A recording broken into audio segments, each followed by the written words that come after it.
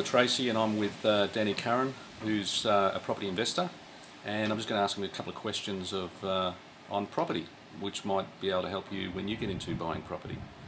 Now, Danny. Yes, Robert? You've got a fair few properties. Can you remember the first time that you actually bought a property and what you felt like? Yeah, I can actually. When I bought my first property, I was a little bit unsure. We just sort of had our own house we lived in, but I was at the stage where I was earning a fair bit of money and paying tax, and thinking, I read a book and it talked about getting your tax dollars to work for you when you buy when you get into property. So you were thinking about buying an investment property way before you actually bought an investment property? Yeah, I'd say a good 12 months, thereabouts. What, doing research or you're just picking up the odd magazine, odd book here and there? Yeah, my first property I used a deposit. Yeah. And I bought an older property. I even had a principal and interest loan, which later on I realised after going to a seminar years later that I bought my property for a lot of mistakes, which were weren't detrimental. But the thing is, I used my money for a deposit, a principal and interest loan, and I just bought a cheap property. So you had your own property, which was your own resident property where you were living. Yes. You used the equity in that property, or did you use... No, not for my first properie. Your investment property? Yeah. Okay. But my second investment property, which I bought quite a few years later, I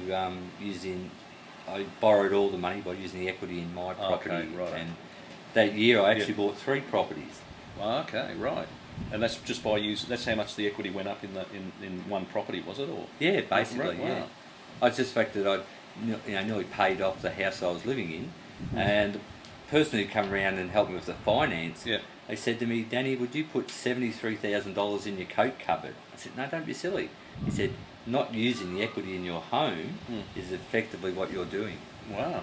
So that's how you bought your first 3 properties. Now, what was your strategy when you first bought those properties? What was the main reason you actually to property investment? Well, from then on, I was actually after capital growth, because I was showing a spreadsheet, on the spreadsheet had every 7 to 10 years property doubles in value. Yeah, close to the CBD, of course. Yeah, so all good areas.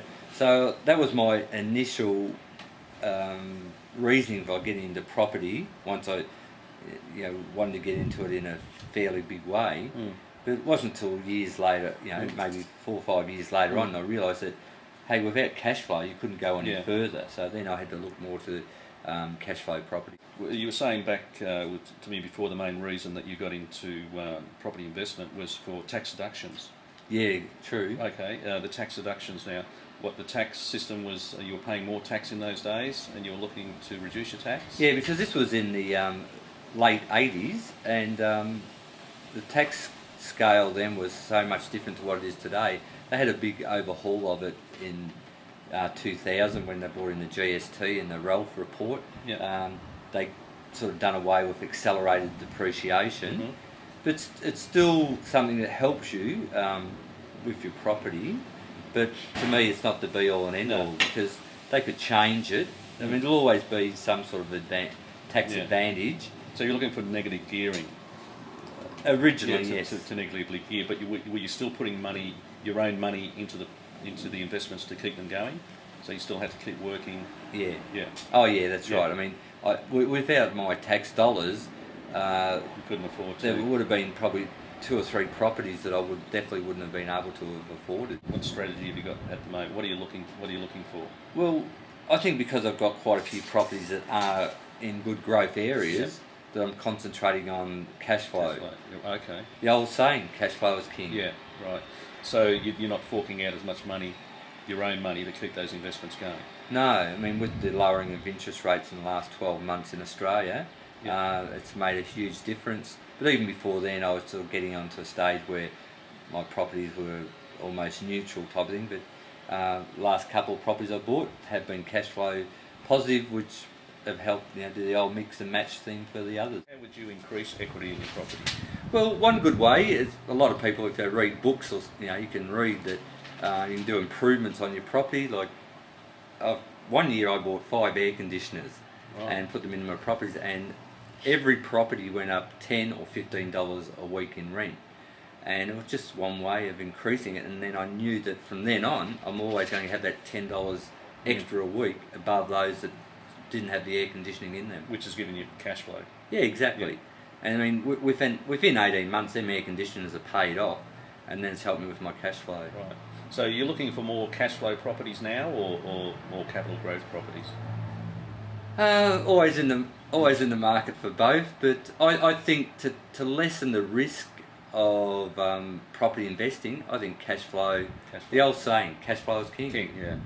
Now, recently you purchased a property over in Thailand. Ah, yes. Right. What was the main reason you purchased property over there? Well, simply it was a property of low cost that was $23,000 it cost me. And That's Australian. It's, yeah, Australian dollars. Yeah. And at the time I'd lost far more than that in the stock market. So I thought $23,000 to put into a property, which has given me, it gives me a 10% net return, but there's quite a few others over there when I was on the Thai investment tours. Yeah. The 8, 9, 10% net return. So to me, I thought they were a no-brainer, especially $23,000. Danny, you came on one of my tours. Now, what did you think of the tour? No, it was great. The thing I liked about it was a set cost. Yeah. And landed over Thailand. I was picked up at the airport, which was arranged by you. No hassles. My food was covered. Only thing I had to pay for was drinks. And even then, I shouted a few drinks. Well, there was the odd shout after you'd had a few. Yeah. So everything was arranged: accommodation, no pick up from the airport, taking you to the local agents, developers, showing your property. I think the value in it really was the fact that you knew all the contacts that we had to make. The things I liked most, everything on the tour, that was where I got the value, was the fact that you showed us around. We got to meet with other investors and the lawyers, solicitors. We opened up a bank account, which was very efficient way they do things over there.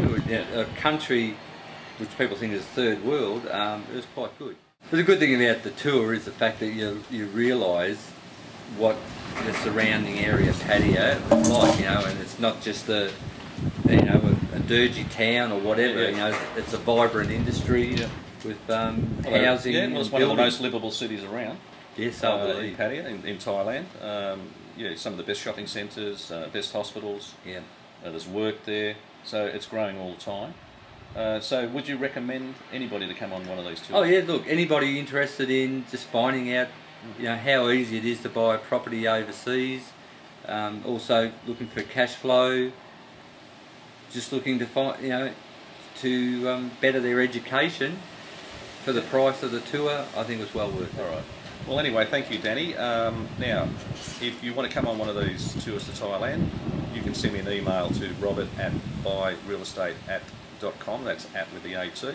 You'll see it on the screen. And thank you, Danny, for giving us some insight into property. Right, thank you.